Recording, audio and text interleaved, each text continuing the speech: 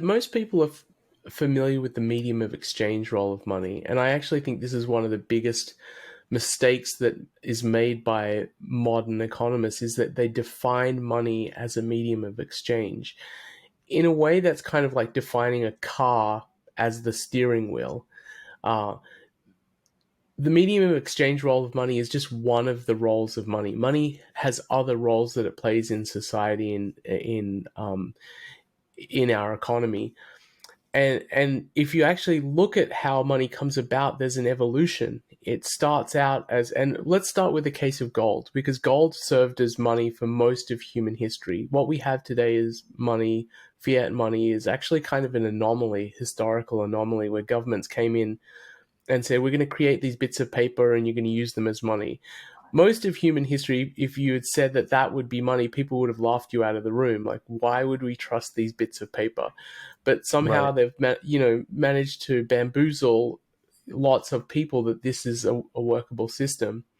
Um, so let's go to gold. If you go back through human history to the start of civilization, gold was really just a collectible. It was just another rock on the ground, and humans seemed to value it because it had certain properties that made it interesting. It was shiny. It seemed to be very durable, like it didn't lose its luster.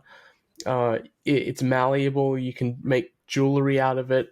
And so it became what is the first stage in the evolution of money. It became a collectible. It became something that humans wanted for its own sake. And gold is actually not a very useful metal. You can't use it to make a sword. It's very soft. You can't kill someone with a piece of gold. Um, you can't really use it for anything except kind of maybe jewelry, and yeah, that's essentially it. So people were valuing it because it had these other properties, like it was shiny and it was durable, and it could be used for jewelry, and so they started collecting it. And also, it had an extra property which is pretty important for a collectible. It was scarce. There isn't much gold on Earth, and so if you have some gold, it's kind of a status symbol as well. It's something that you have that other people probably desire as well because of its scarcity. So that first stage in the evolution of money is that an economic good is a collectible. People value it for its own sake. The next stage is that an economic good becomes a store of value. When people start to recognize that that economic good is widely valued, that other people desire it, they think, well, if I keep some of it, then I can store value into the future. And this is a very important property, actually, just for uh, evolutionarily, it's a very important property that humans kind of stumbled upon, that we want to hold something that we believe will be valued into the future. This store of value role of money. It's something that our nearest biological competitors, Neanderthals, did not have. They did not have this desire to hold things into the future. They were very sort of present oriented. Where is my food? What's a tool that I can build to get more food?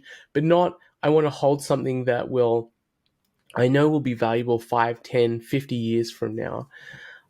So gold started as a collectible, something that was just valued for its own sake, and then slowly but surely became a store of value. Humans recognized that other people wanted it, and so they held it as savings. They said, I'm going to keep some of my savings in gold because then in the future I can maybe exchange it for something else.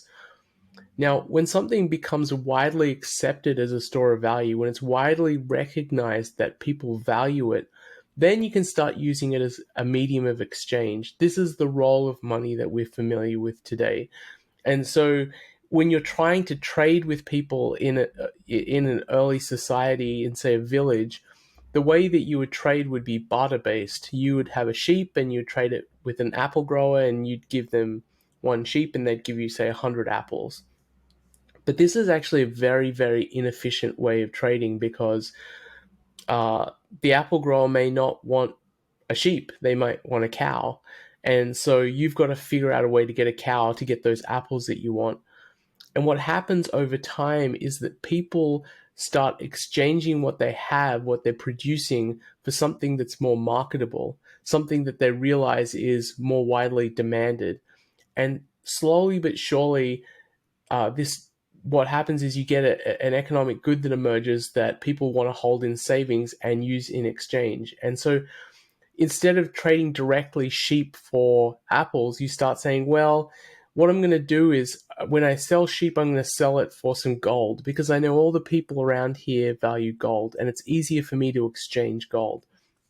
And you start accumulating gold, and then you have gold as savings, and then you trade with other people, not for your sheep, but with gold, because you know they want gold as well. And this is really how you move from the store of value stage of money to the medium of exchange stage, where you're starting to use it to reduce the inefficiencies and frictions of trade that come from barter trade. Because barter trade is about the most inefficient form of trade you can have. You can't chop a sheep in half and trade it. Well, I guess you can. You have to kill the sheep, but you have to find someone who wants both sides of the sheep so you don't lose half a sheep.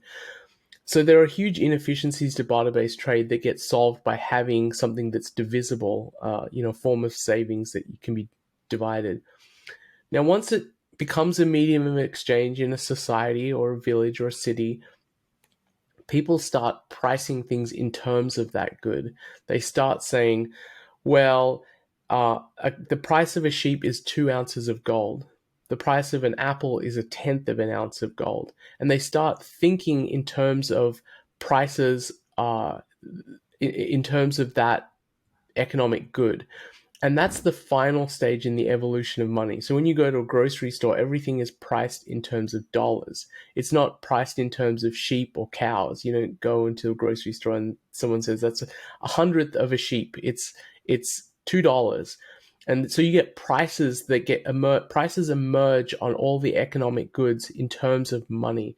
That's the final stage in the evolution of money, when money becomes a unit of account.